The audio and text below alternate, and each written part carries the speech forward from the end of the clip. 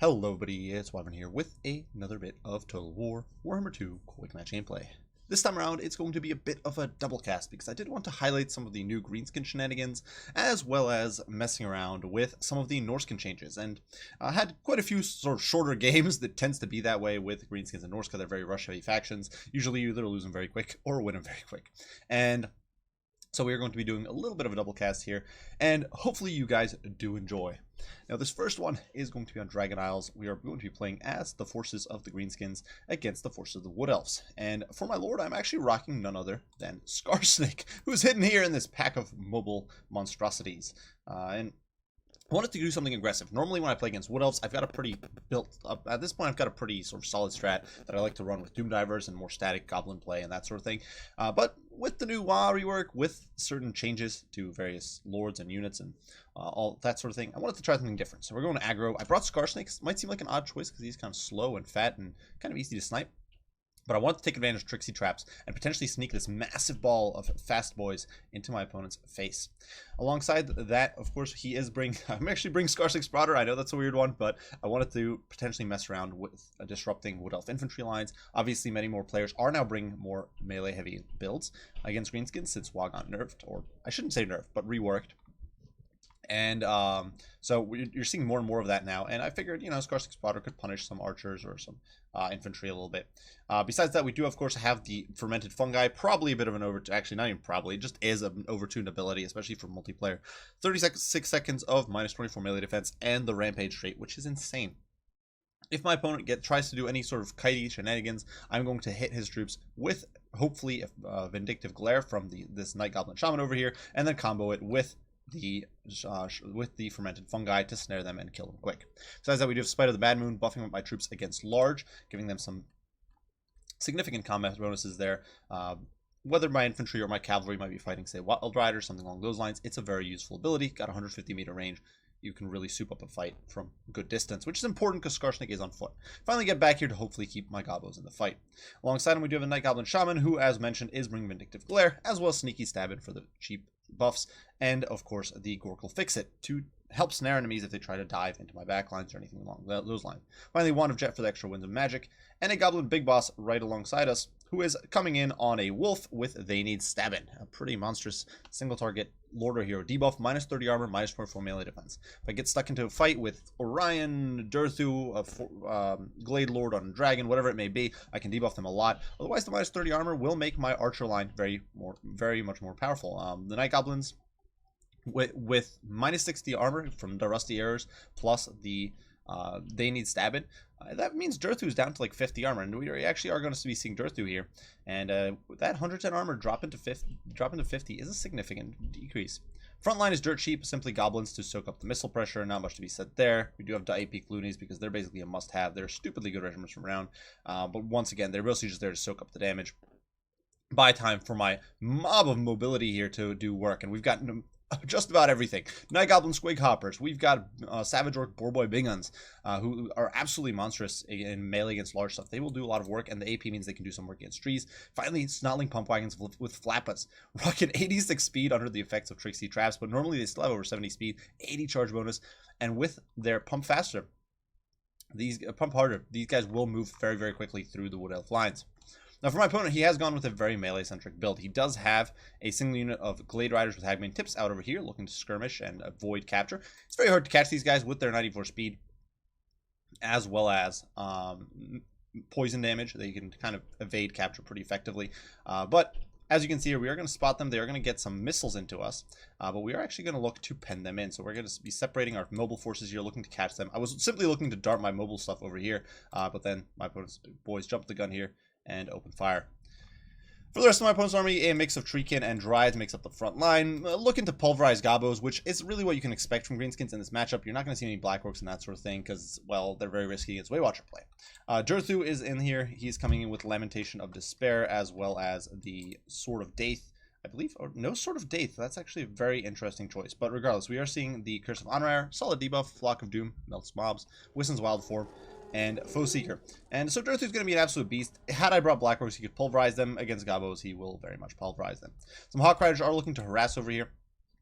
And there is a bit of a mixed bag of War Dancers with Azrai Spears, some Gladiator Guard with Starfire Shafts in the back here, providing a little bit of extra AP punch and some anti-large. And finally, a Spellsinger of Life with 4 spells, Earthblood, Flesh to Stone, the Shield of Thorns, as well as Rebirth. And I think that is definitely a bit overkill. You don't want that much. That's kind of a waste of magic. Over here, in the meantime, the poor elves do find themselves trapped to the Squig Hoppers, applying that poison in melee and quickly dragging these pansy knife ears into the muck, and they are forced to flee rather quickly here. And so this was definitely a very nice pickup. Now, we did take some damage there on the Squigs. That's not ideal, but ran them off the field with some good pinch motion. However, I did make a bit of a misplay myself. I committed all of my cav here, and had my opponent been a little quicker on the draw here, I think he could have pressured me much more heavily with his force, because I just abandoned these guys to their fates. Fortunately, my opponent didn't bring too much mobility, so he can't really catch the goblins very effectively. The trees are slower, the drives are only smidgen faster. Can't really keep up. But certainly could have been a bit of a misplay had my opponent gone more mobile. Hawk Riders are still hovering around looking for an opening, and back here we do see the Wardens of Sithral pushing up on the back, though waiting to commit, sort of looking to interdict my charge here. And in come the Slotling Pump Wagons with the Flappas going in. The War Dancers looking to interdict, and it's going to be a glorious charge here as the spores explode and the Slotling Pump Wagons plow on, heading straight for the Glade Guard with the Starfire Shafts. And doing quite a bit of damage there. These Glade Guard over here actually took a hit from the Scarsnake Spotter earlier, but my opponent does respond pretty efficiently here, collapsing on the Pump Wagons from all sides. Wardens of Sithral coming in, Durthu coming in. The War Dancers with Azrai Spears doing some good work, though they did get bit on by the Swigs. And the Snotling Pump Wagons showing their weakness here, because while they are a very powerful unit in a sort of a burst, they then do not have much HP, they do not have very good combat stats, and they do not have good leadership at all. So here, the 2 of them tear out, one of them barely squeaking away with its life there as the Starfire Jets start raining in. You can already see they've lost a good, most of these guys have already lost a third or so of their HP, which on such a quick charge, you know, with not that much countering them is pretty rough. These guys are definitely very flimsy. But we do manage to squeak our way out, let the cavalry engage, and in the meantime, the pump wagons continue flapping around looking to get stuck in and run down these Starfire Shafts. My opponent, though, pivoting the Treekin, looking to interdict rather well. The poor Flappa there does go down. As this pit fight here just degenerates into an absolute brawl, and this is definitely not where I want to be in life right now. So we are going to be pushing back all these boars, just not so courageously fleeing from the Wardens of Sithral and the angry trees, and you know, we squeak away without too much loss. Some squigs routed, definitely, but we did remove the War Dancers entirely. They shattered. The pump wagons here are routing, having gotten interdicted by the trees, so that sucks, but they'll come back. And in the meantime, the frontline fight is very much going in our favor as the goblins rain hell onto the dryads, melting them down. And the goblins, obviously not a great fighter, but with some sneaky stabbing buffs in there, with the AP loonies coming in from the side and sweeping around these forest ladies, and then Scarsnake diving in, of course, who he's a solid combat character. And then finally a Wah. The dryads are really not going to hold, and so we've kind of managed to tear apart my opponent's line in detail. We aren't winning everywhere at once, but we are winning place by place. Dryads are shattering here. We're going to remove all the infantry, and once the infantry is gone, all that's going to be left is really Durthu and the Treekin.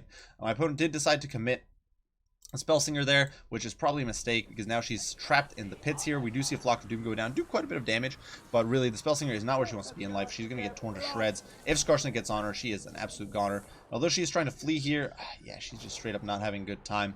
And we do actually hit her with the Fermented Fungi, which is going to drop her melee defense to near 0, and the Savage Orc Big Guns with the buff from Spite of the Bad Moon are just absolute beasts and do tear her to shreds very, very quickly. So it's absolutely terrifying what we can do. In the back line, the Hawk Riders do attack our archers, but they are coming under crossfire from this other unit of Night Goblin archers, and in come the boars once again, just savaging these poor winged beasties and really crushing them. The Hawk Riders really can't hold up to a charge from boar boys. Well, let's be honest here, guys. Durthu is trying to make a bit of a last stand, last march with ends here. Treekin and Durthu doing their very best, but it's just too little too late. The front line is collapsed. The Wardens of Sithral bogged down, mucked down by a horde of angry goblins. In the back, Squig Hoppers running clean up in aisle 9 and doing a rather excellent job. And yeah, it's just not working out. Over here, the Slotling Pump Wagons do get caught up a bit by the Treekin, so definitely a bit of a misplay there on my part, simply losing track of them. But it's going to be a bit of a wet noodle contest here. Tree on rickety contraption, but surprisingly, these guys aren't dying as quickly as one would think. They're certainly not doing very much damage. But in the meantime, we're going to get more Flappas into the back of these Wardens of Citral, where they will do some damage. They do have some decent charge bonus. That 80 charge bonus, actually up to 94 right now, with the boost from Pump Harder, giving them a significant boost to damage. In comes Skarsnik. These guys are not going to have a good time. Over here, Durthu is getting shot to crap. I simply kited away from him. He's only got 35 speed, so he can't catch anything. And with he's poisoned, he's down to 26, down to 80 armor there. And my opponent at this point has basically given up with very little he can do at this point. We actually still have a lot of ammo in our archers. And I am pulling the big boss back, looking to get another cast of that glorious debuff onto poor Durthu. They need stab and hitting him down to 50 armor. Durthu is going to buckle and break as the poor boys sweep in. And it is going to be a victory for the Green Tide. So, a rather quick and brutal matchup. Definitely, I think, demonstrating some of the merits of the new Greenskin abilities, as well as the pump wagons. I've heard a lot of talk about how, especially the basic pump wagons are just overpowered to an extent. The Flappas, how they might be a little overtuned. Personally, I don't think so. I think this match actually highlights some of the upsides as well as the downsides. On one, they are very cheap, so it was very easy for me to sort of overwhelm a point and get into my opponent's backline. But once I got there, they didn't last long at all. They routed very, very quickly. They could not hold their own at all whatsoever. And I think it's one of those things, and I do have some other games I've had where I've just seen that happen, where yes, the Snotling pump wagons do good damage initially, and then within seconds they get countercharged by some trash tier light cav, some heavy cav, and they buckle. And that really happened here, and this wasn't even with cav. Imagine if my opponent had, hell, even if he'd had those Glade Riders with Hagbane tips sitting in reserve to countercharge, these guys would have gotten routed in seconds. And that would have been, I would have not been able to compromise both of the Starfire Shafts for sure. If there had been a single unit of Wild Riders instead of the Wardens of Citral, these pump wagons would have been gone in seconds. And they probably wouldn't have even managed to rout the Glade Guard. I think more issues with my opponent's build here hurt him in dealing with the pump wagons than the actual pump wagons merits. And at the same time, yes, the pump wagons did great damage early on. They plowed through the War Dancers, plowed through the Glade Guard. So they're a strong unit, but they do have their limitations, and I think it is important to keep them in mind. Now, for the rest of it, well, goblins are goblins. AP Gloonies are definitely overtuned and probably will get a nerf. I actually didn't really get much value out of the spinning loons in this match because there just wasn't much for me to target. My opponent's missiles were too far, and, well, his infantry was scattered dryads. And so I would have been doing more friendly fire than actual damage, so I didn't want to do that. And even though they're just gobos, you still don't want to lose your entire front line. So I didn't really get much value out of them, but they're definitely kind of nuts. Rusty Arrows, of course, good as always. Squig Hoppers performing very nicely as always, as did the Savage Orc Boy Big Guns. And as you can see here, 2 chevrons gained, just doing a really, really excellent job crushing those Hawk Riders, crushing Durthu a little bit, killing off the Spellsinger. It just did an excellent sniping job. I do think some of the big problems, and that were really highlighted in the build, Fermented Fungi. Granted, it wasn't huge in this matchup, but we did nail my opponent's Spellsinger. She had absolutely no hope of escaping once that hit, whereas maybe she could have squeaked away. With the Goblin Big Boss as well, we did see how that they need stabbing at the end game was really helpful in putting down Durthu, and before that it helped do quite a bit of damage to the Spellsinger. It's just a very powerful debuff. So I do think there's going to need to be some changes to they need stabbing. Either it needs to go way up in cost, or the Goblin Big Boss needs to go way up in cost, or Skarsnik. And Skarsnik, or I should say Fermented Fungi, needs some serious debuffs. It should not last as long as it does, and it's just very, very overtuned. But for the rest of the build here, I think it's solid. Now for my opponent here, I do have some critiques as far as the build goes. The double caster isn't a bad thing with Durthu, but really, I think if you're going for a tree blob, bring a Branch Wraith, you get the Call of the Woods for that extra melee attack, and more importantly, you get another fightier character. You're not going to be this. I think this build is trying to get its hands into too many jars at once. There's a little bit of kite, a little bit of skirmish, a little bit of tree blob, a little bit of shooting, static shooting, and you end up with a build that cannot counter that isn't really great against anything your opponent does. So in my opinion, it's better to commit one way or another. You can do a tree blob, do a wider infantry build, bring your Glade Guard. You can probably pull this off as long as you have some decent cavalry to support it. Go kitey, it's fine. Go whatever, you go flyer if that's what you want. Do what you want with Wood Elves, but you, in my opinion, you do not want your hands in too many cookie jars at once because you will get wrecked. And I do think the caster here is just a big mistake. Really, you could bring a Branch Wraith with just Earthblood, get a similar performance, and still have some spells on Durthu. You do not need that many spells. You could have like 2 spells and be in a good spot. You could have like Flock of Doom and Earthblood, and you'd be fine, basically. Maybe bring like 1/3 utility, like a 3rd utility spell, but yeah, you just do not need that much. But those are my 2 cents there. Without further ado, we are going to hop on to the next match to highlight a little bit of Norsca gameplay. But hopefully you guys find this one a little fun. This time around, we are on Glacial Lake, and the Norscan Juggernaut rises. We are here with the new and improved, the new budget War Mammoth with the War Shrine. And we're going to be trying to make some good use of it with this absolutely monster-heavy, terror-oriented Death Ball. So, going over the build, it is nothing fancy. It is brute force and looking to overcome the Greenskins and all their new toys with the lowest intellect strategy possible. For our Lord, we are going to be rocking Wulfric the Wanderer. Wulfric is good, in case you didn't know. He's been like the best Norscan Lord choice forever, essentially since release. He's got Seafang, of course. We're here to demolish some Greenskin lines, especially if we see some Gobos, some Goblin firing lines. Seafang will put them into the dirt. We do have Fight or Die, which is, of course, great to keep the Norscan troops in the fight, as well as to help keep these Trolls in the fight, because we are going to be rocking some Norscan Ice Trolls. Those Greenskins are proud of their fancy new Trolls. Well, we're going to one-up them with these OG Troll variants, the Norscan Ice Trolls. Besides that, we do, of course, have Fight or Die, and Hunter of Champions to potentially snare some enemy lords and heroes. They think they're going to be rampaging us with some fermented fungi? Well, how about we flip that around and hit them with a Hunter of Champions? Grimgor thinks he's cool with his debuffs. Yeah, try Wulfric, the OG. And he is here with that absolutely nasty combo. And of course, he is still monsters in other ways. He's got Fear, he's got Terror, he's got Encourage, he's got Missile Resistance because he's a Lord, he's got Rage. Yeah, Wulfric's balanced, give or take, or something. There is also a caster, Shaman Sorcerer of Metal, who is coming in with a quite cheap loadout, Metal Shifting, which I forgot to take off. Searing Doom, in case we need to mess up some Goblin blobs. And then Final Transmutation, if my opponent tries to counter the blob with a blob of his own. Besides that, we do have some absolute monstrous troops. We've got the War Mammoth with the War Shrine, who is coming in, and this bad boy has been buffed quite significantly recently. Now has Encourage. He's got Favor of the Ruinous Powers, another +10 leadership, and then Giver of Glory, which grants +16 leadership and 24 melee attack. It's essentially a targeted Fight or Die, though you do also get, it lasts longer, and you do get the fire damage as well. And potentially, if we buff Wulfric with that, or some of the Ice Trolls, it can be a nasty force. But as you can see here, the Mammoths are just going to be rocking it out. Trolls beneath them, sitting on 63 leadership, which, keep in mind, this is Trolls we're talking about, which puts them at a pretty insane amount of leadership. These guys are actually going to stick around rather well, especially if we can prevent any surrounds. Marauders as a screening line, because we don't have much money. Some, I say a lot. I say some, but it's a lot of Warhounds. 4 units of them, including the Regiment Round Beasts of Tashnor. These guys recently got Strider, so they are much more mobile and much more dangerous to skirmishes in particular. And up in the skies, we do have a Frostworm, who I wanted to mess around with, wanted to see if I could get some breath attacks. And, you know, Greenskins don't have too much that can shut down a Frostworm. Obviously, they can beat it with, like, a Spider or something, or they can shoot it down with Vindictive Glare. But, you know, we're here to mess around, we're here to have some fun, and we're here to terror out some green lads. Now, for my opponent's build, he has gone super wide, going with a lot of Gobos and a lot of Archers, and some supporting tools as well. For his Lord, he's rocking the Night Goblin Warboss on the back of a Squig. And there's not much to be said for him. He's got the boss's loons, he's got fermented fungi, of course, who can expect otherwise, and the Get Back here, keeping his troops in the fight. Surprisingly, no Tormentor Sword, which I think is a little bit of a mistake. I think it's very nice to snare Norscan troops, but oh well. Can't get everything. It does get pricey. Besides that, a Night Goblin Shaman, who is coming in with Sneaky Stealin, as well as the Madcap Mushrooms, great for his ability recharges.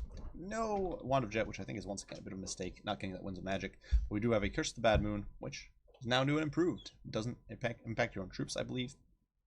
Gorkle fixed it for the snare, Itchy Nuisance for the debuff, and Vindictive Glare, well, to punish my large shenanigans. Frontline, as mentioned, Gobos, Night Goblins, Goblins, 8-Beak Loonies, Nasty Skulkers on the flanks, looking to flank. Personally, I like Nasty Skulkers like in the middle here to snare, but, you know, feeling like the flanks are going to be good here with the Night Goblin Squig Hoppers backing that up. Ragnarok beefing things up in the center here alongside some Spider Riders to skirmish away.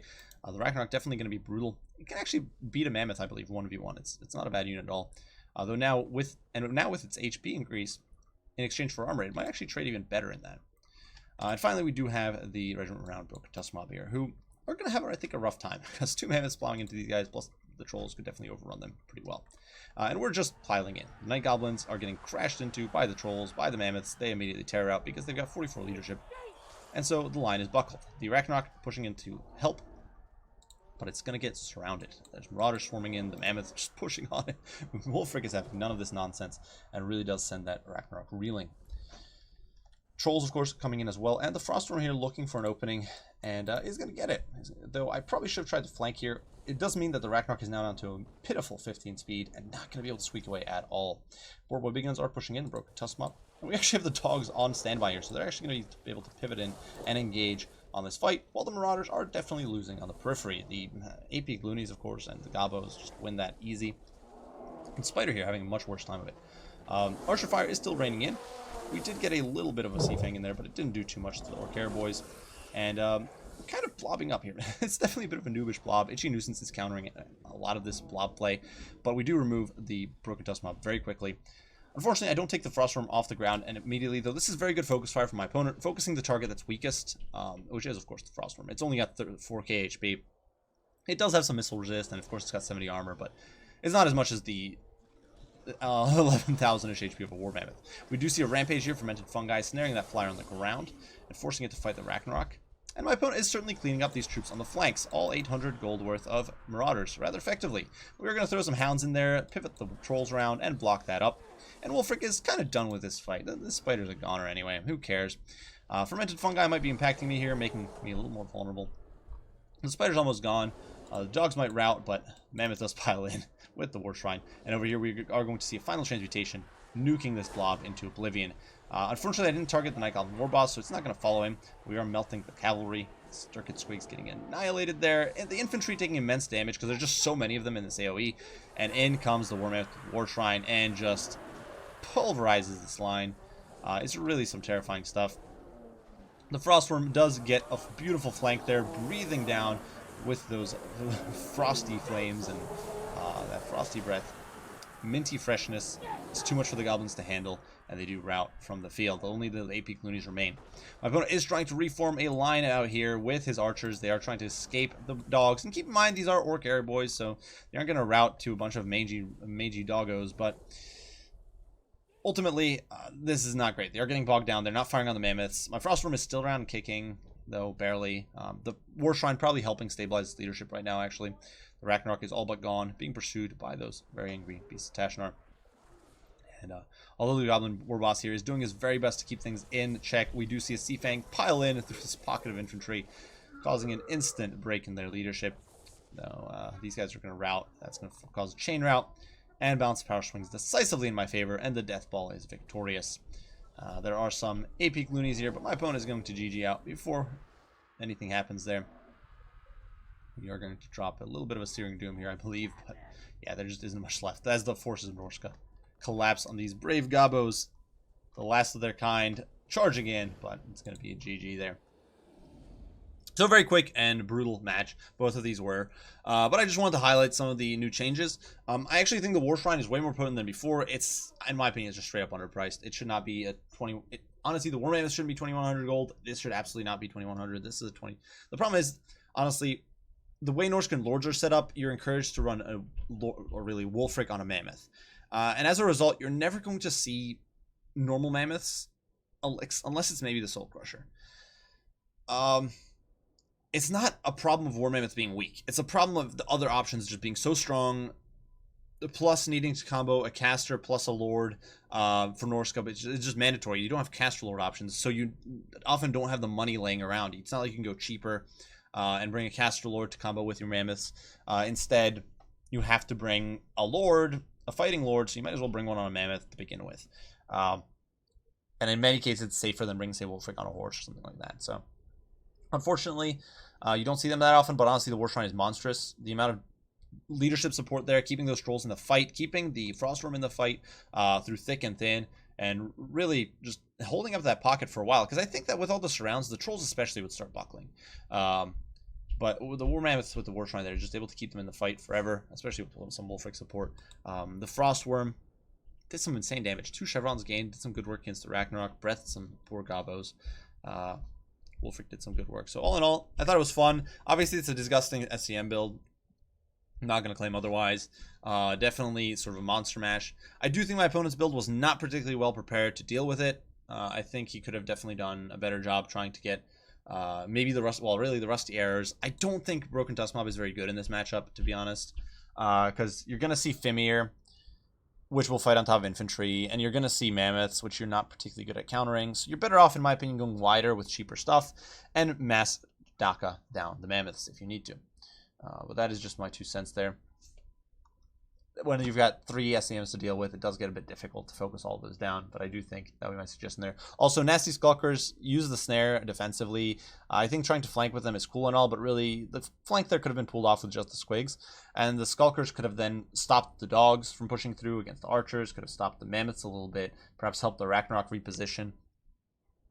I think that's just a better way to go. And you don't want your Ragnarok fighting in isolation. It got caught there and it had no support very quickly. The Night Goblins routed. The Broken Dust Mob got annihilated. It really needed help and it didn't get it. So I think that hurt it quite a bit. But regardless, good game there to Astartes Inquisitorum. Hopefully you guys enjoyed this video. Hopefully you found it entertaining and fun. Even though it's demonstrating some of the more disgusting elements that you can play now. But hopefully you enjoyed. And I will see you all in the next one. Wyvern out.